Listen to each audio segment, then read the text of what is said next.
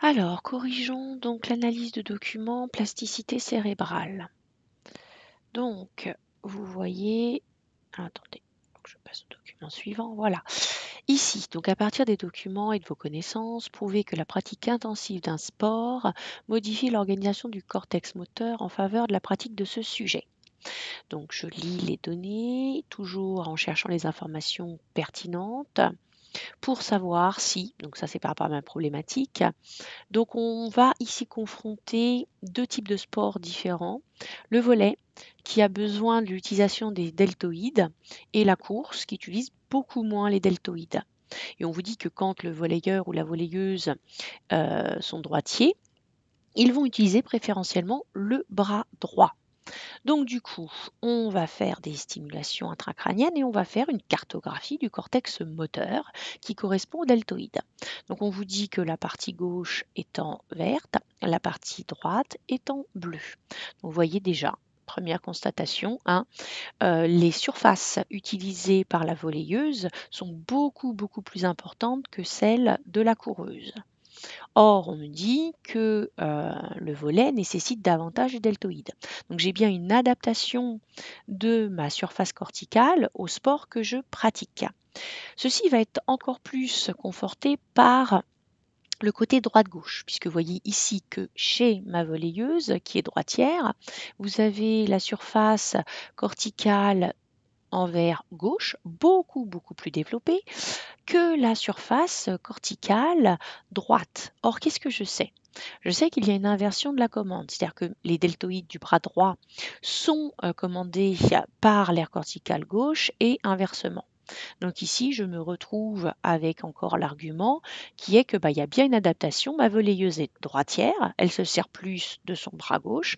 Ma surface corticale gauche est plus importante que ma surface corticale droite. Vous avez ici la rédaction du document. Là, c'était juste pour vous montrer comment on prenait les informations et comment on les traite. Donc passons à la diapositive suivante. À partir des documents et de vos connaissances, propose une explication au fait que Monsieur M a perdu la motricité gauche et qu'au bout de quelques semaines, il retrouve cette motricité. Donc je regarde l'hémisphère de Monsieur M, je vois que c'est l'hémisphère droit qui est endommagé par un AVC et je vois que effectivement la région motrice de la main euh, est bien touchée par l'AVC. Donc vous voyez, cette zone-là a été touchée, pas cette zone-ci. Et ici, on a une région non motrice touchée, mais bon, ça du coup, ça ne va pas nous intéresser par rapport à notre problématique qui est motricité et j'avais oublié de la main, de la main gauche. Donc qu'est-ce que j'observe? J'observe qu'il y a une partie de l'aire motrice qui est touchée par l'AVC, mais dans l'hémisphère droit. Or, qu'est-ce que je sais? Je sais qu'il y a un croisement de la commande, ce qui veut dire que si j'ai une région lésée dans l'hémisphère droit, c'est la commande motrice de la partie gauche du corps qui va être affectée. Donc ceci m'explique donc la perte de motricité de la partie gauche du corps. Regardons ensuite pourquoi quelques semaines après, il y a un retour de cette motricité.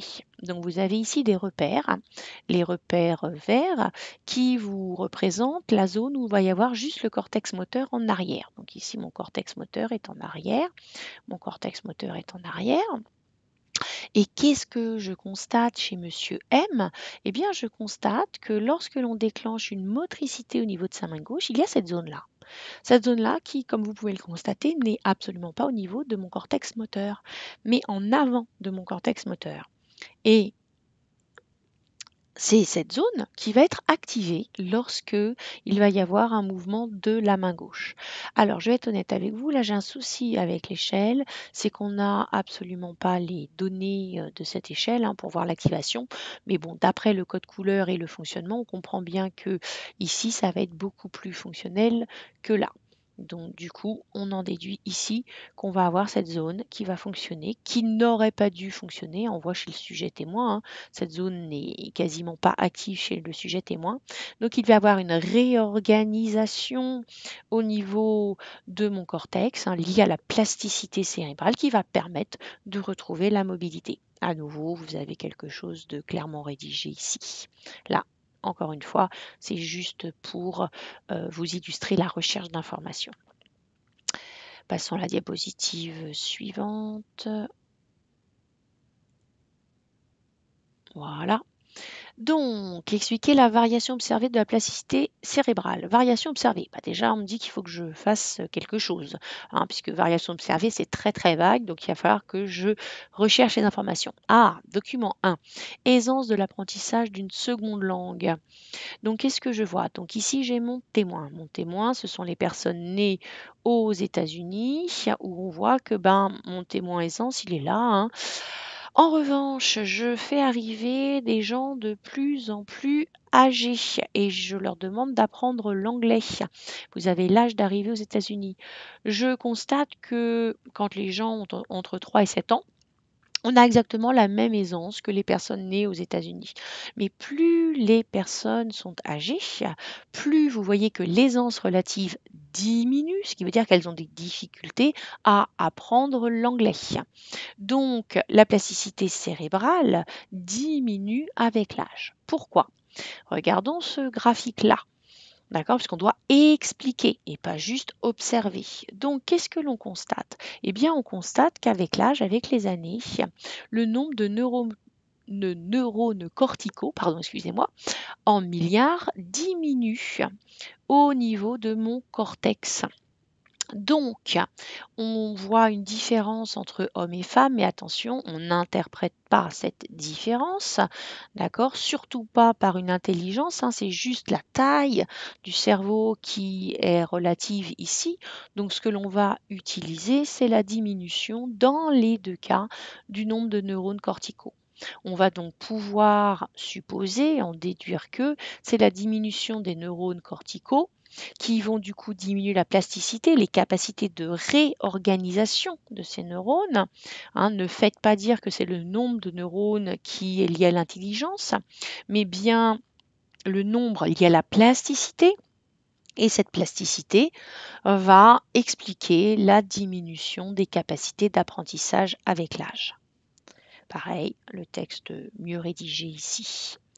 Diapositive suivante. Donc, les facteurs qui permettent de ralentir le vieillissement. Alors là, bon, ce qui est un peu dommage, c'est qu'on commence déjà à 65 ans. Mais bon, on voit qu'avant 65 ans, les performances intellectuelles ne varient pas, ou alors les données n'ont pas été faites, hein. Donc, vous voyez en revanche qu'ici, on a une grosse différence, d'accord, un décalage qui apparaît à partir de 72-73 ans entre les personnes qui font plus de 3 fois par semaine du sport et les personnes qui font moins de 3 fois par semaine du sport. Vous voyez que les performances intellectuelles sont meilleures quand on fait plus de sport que lorsque l'on fait moins de sport, avec une limite à 3 fois ici. Donc, activité physique importante pour ralentir le vieillissement cérébral, excusez-moi. Donc, ensuite, ici, vous avez des diminutions de performance intellectuelle. Attention, diminution annuelle du score global et pas du sport. Lapsus par rapport au document précédent. Donc ici, on va considérer que moins ça diminue, plus nos capacités restent efficaces, plus ça diminue, plus on perd de capacités. Donc, vous voyez que vous avez différentes activités intellectuelles, activités faibles, activités moyennes, activités fortes. Donc, vous voyez que plus l'on s'entraîne. Donc là, le témoin, je n'ai pas le texte. Donc, je ne sais pas à quoi il correspond. Je vais donc utiliser uniquement ces 3 données-là. Donc, plus l'on s'entraîne intellectuellement, plus la diminution du score par rapport au score précédent est faible. Donc, ça veut dire plus je conserve mes capacités intellectuelles. Donc, là, on avait l'activité physique. Là, on a l'entraînement intellectuel. Passons au facteur suivant. Le facteur suivant, ça va être l'alimentation. Donc, on teste ici les apports dans l'alimentation de flavonoïdes. Alors ici, entre 0 et 10,4 mg par litre. Et on augmente ici jusqu'à 17,7 à 36,9 mg par millilitre. On apprend que les flavonoïdes sont des antioxydants qui vont protéger en fait nos cellules du vieillissement. Donc, on constate effectivement un décalage entre le score de réussite au test de performance intellectuelle et la consommation de flavonoïdes. Plus l'on consomme de flavonoïdes, plus nos tests sont performants, d'accord, notre score est important. Malgré tout, effectivement, au cours du vieillissement, on a quand même une diminution des scores de réussite, même si on continue à consommer des flavonoïdes. Mais l'écart avec le vieillissement est plus important quand on consomme plus de flavonoïdes. Donc les flavonoïdes quand même protègent et permettent de maintenir nos capacités intellectuelles.